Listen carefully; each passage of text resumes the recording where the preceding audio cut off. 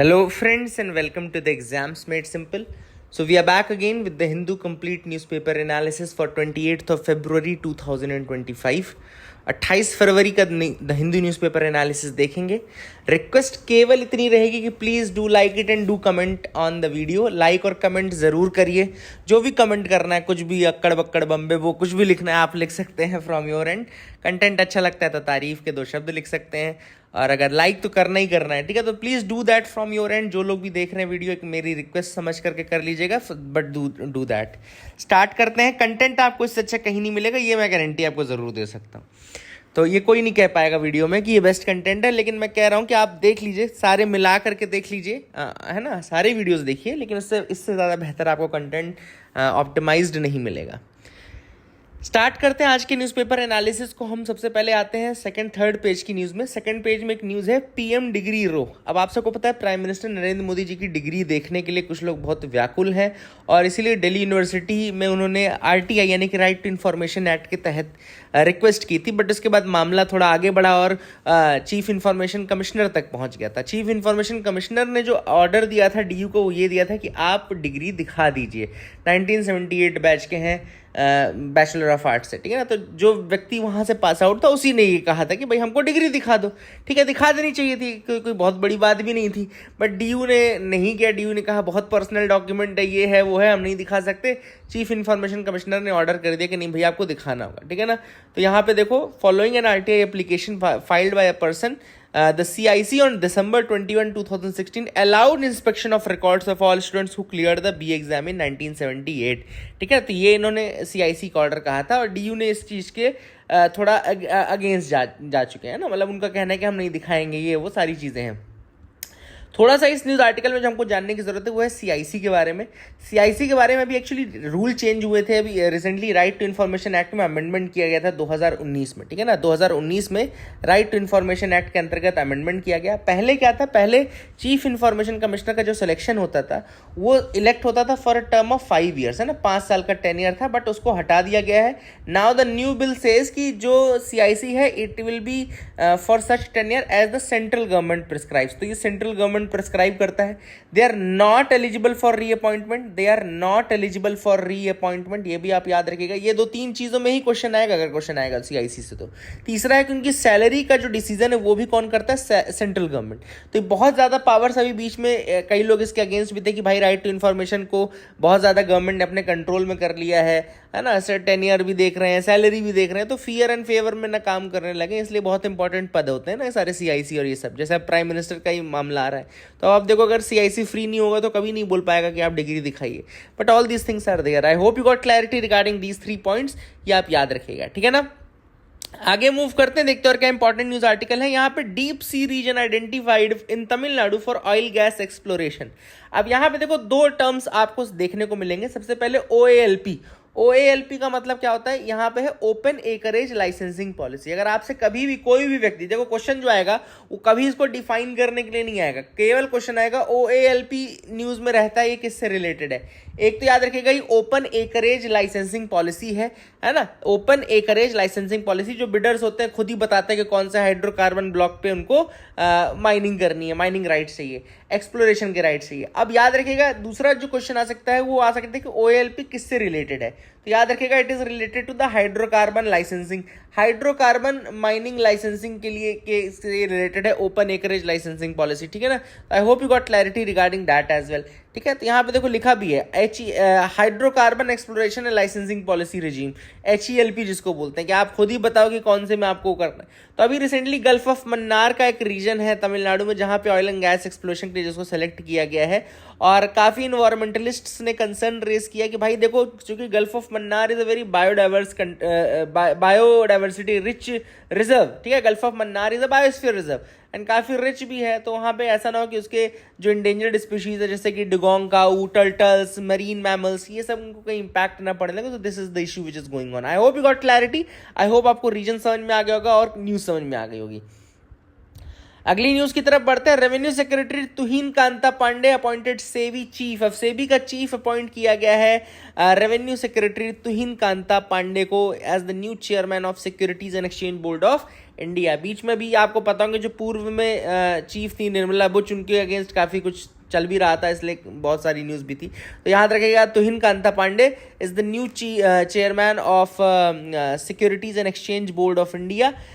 थोड़ा सा मैं सेबी के बारे में बता दूं। पहले आपको देखो इनका अपॉइंटमेंट अप्रूव कौन करता है, तो इनका अपॉइंटमेंट अप्रूव करता है appointments committee of the cabinet. याद रखिए कैबिनेट अपॉइंटमेंट्स कमेटी होती है जो कि इनके ऐसे लोगों के जैसे अप्रूवल्स करती है कि हाँ भाई इनको करना चाहिए कि नहीं करना चाहिए, ठीक है ना। सेबी के बारे में अगर आपको बताएं तो सेबी का फुल फॉर्म है securities and exchange board of India. Establishment SEBI का 1988 में हुआ था। जब 1988 में बनी थी तब स्टैट्यूटरी बॉडी नहीं थी। 1992 में एक एक्ट लाया गया जिसको बोलते सेबी एक्ट, उसके थ्रू उसको रेगुलेटरी बॉडी बनाया गया और इसको एक स्टैट्यूटरी पावर दी गई 1992 के बाद। तो 1988 में जब स्टैब्लिशमेंट हुआ था तब ये स्टैट्यूटरी बॉडी नहीं थी, लेकिन 1992 में सेबी एक्ट ले आकर के इसको फिर स्टैट्यूटरी पावर दे दी गई, ठीक है ना। I hope you got clarity. इसका मेन काम है रेगुलेटरी ओवरसाइट रखना on the securities and commodity market in India. Security and commodity market का मतलब क्या हुआ, जो आपका शेयर मार्केट है, सेंसेक्स है, इन सबको रेगुलेट करना। यहाँ पे ब्रोकर्स जो स्टॉक एक्सचेंजेस होते हैं, इंटरमीडियरीज है, उनको रेगुलेट करना, है ना। इन्वेस्टर्स को प्रोटेक्ट करना from fraudulent practices and fair market operations को मेक श्योर करना कि भाई फेयर मार्केट फेयर तरीके से काम कर रहा है। I hope you got clarity regarding that as well. ये भी आपको समझ में आ गया होगा। आगे मूव करते हैं, देखते हैं और क्या इंपॉर्टेंट न्यूज आर्टिकल्स है जिनके बारे में हमको डिस्कस करना है। अगली न्यूज है India's olive ridley turtle numbers improve but climate skews sex ratio. अब यहाँ पे बात चल रही है ऑलिव रिडली टर्टल के नंबर्स की। पहली चीज तो न्यूज से क्लियर है कि भाई ऑलिव रिडली टर्टल के नंबर्स बढ़े हैं। इंडिया में कौन सी साइट है, तो ऋषिकुल्या आपको पता होगा, it is one of the largest mass nesting site of olive ridley turtles. Rushikulya river जो देवी रिवर है वहां पे उसके near mouth of that Gahirmatha इसको बोलते हैं, उड़ीसा में एक जगह है। ये 3-4 शब्द याद रखना। देखो जो 3 शब्द मैंने बोले याद रखना है। एक तो आपका sorry let me right it down from here. एक तो आपको टर्म याद रखना है गहिरमाथा, गहिर माथा। दूसरा टर्म आपको याद रखना है देवी रिवर एंड तीसरा आपको ऋषिकुल्या, रुकरी बोलते हैं इसको। तो ये 3 शब्द अगर आप याद रखेंगे, तीनों उड़ीसा के शब्द हैं और तीनों ऑलिव रिडली टर्टल से रिलेटेड है। लार्जेस्ट नेस्टिंग साइट है इंडिया की। दूसरा एक ऑलिव रिडली टर्टल से रिलेटेड जो क्वेश्चन पूछा था कि उनकी मास नेस्टिंग को बोलते क्या है, जो उनका बैठने का तरीका रहता है उसे बोलते हैं अरीबाड़ा। याद रखिएगा दैट जो ये एक साथ बैठे हुए ना, ये फोटो में भी आपको दिख रहा होगा, ये जो बैठे हुए एक साथ इसको बोलते हैं अरीबाड़ा, है ना। इसके जो मास नेस्टिंग होती है। इसके अलावा ऑलिव रिडली के बारे में और बताऊंगा। इससे पहले आपको इस न्यूज आर्टिकल में क्या लिखा है वो बता देता हूँ। इस न्यूज आर्टिकल में लिखा है कि नंबर्स तो बढ़ रहे हैं लेकिन क्लाइमेट चेंज का बहुत इंपैक्ट पड़ रहा है उनके सेक्स रेशियो में। मतलब कि क्या, कैसे, देखो क्या होता है कि जो सेक्स डिटर्मिनेशन होता है ऑलिव रिडली टर्टल्स में वो टेम्परेचर डिपेंडेंट होता है। टेम्परेचर डिपेंडेंट मतलब उनका सेक्स इंक्यूबेशन टेम्परेचर पर डिपेंड करता है। अगर वार्मर टेम्परेचर है तो फीमेल ज़्यादा पैदा होंगी और अगर कूलर टेम्परेचर है तो मेल ज़्यादा पैदा होंगे, ठीक है ना।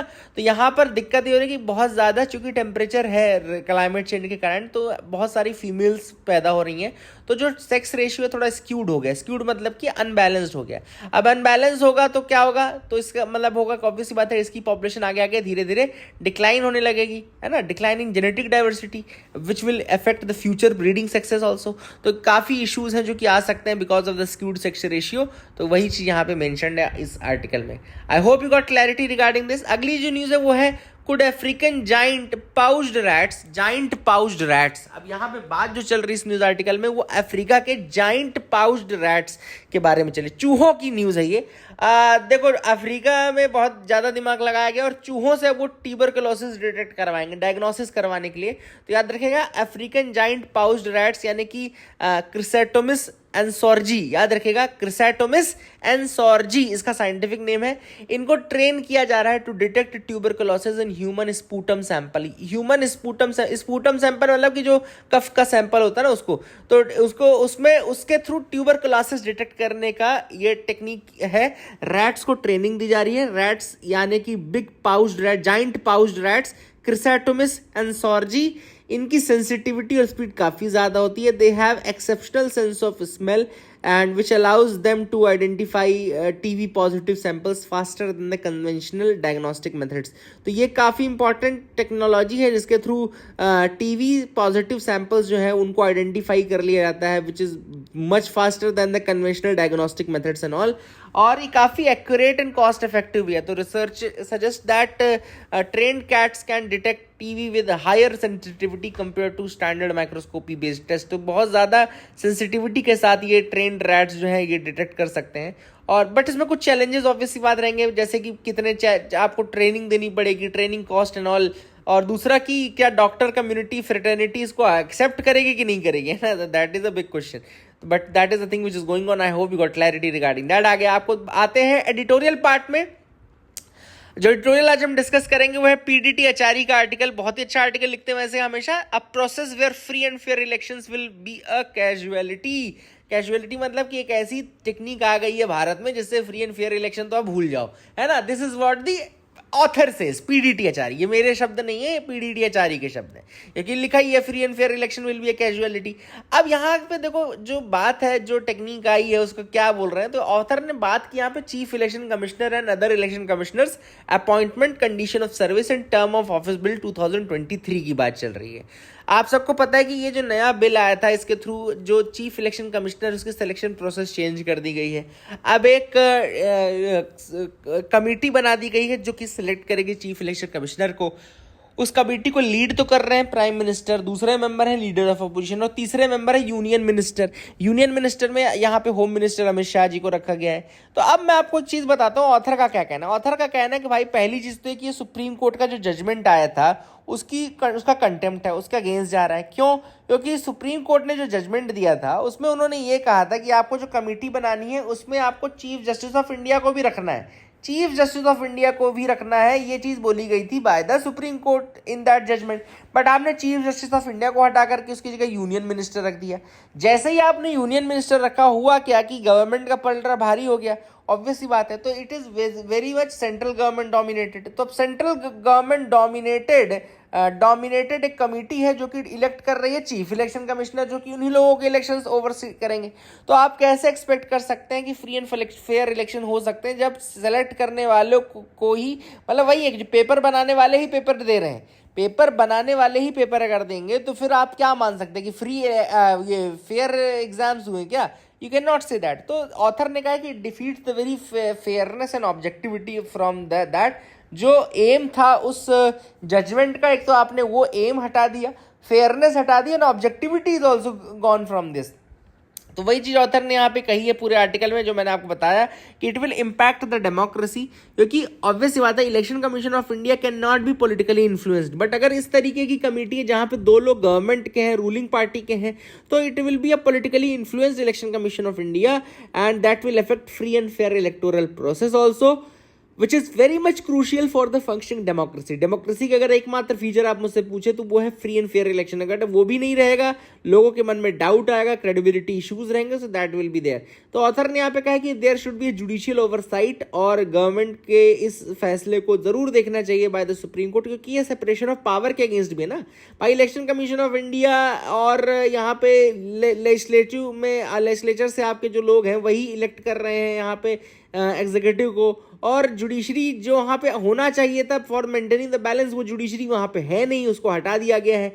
तो यहाँ पे सेपरेशन ऑफ पावर के अगेंस्ट भी है, ठीक है। तो that is again what has been mentioned by the author in this article. And author ने कहा कि फाइनली आपको देखोगे इसके एक आपको डोमिनो इफेक्ट दिखेगा और बहुत ज़्यादा इसके रिपरकशंस आपको देखने को मिलेंगे इन द फ्यूचर।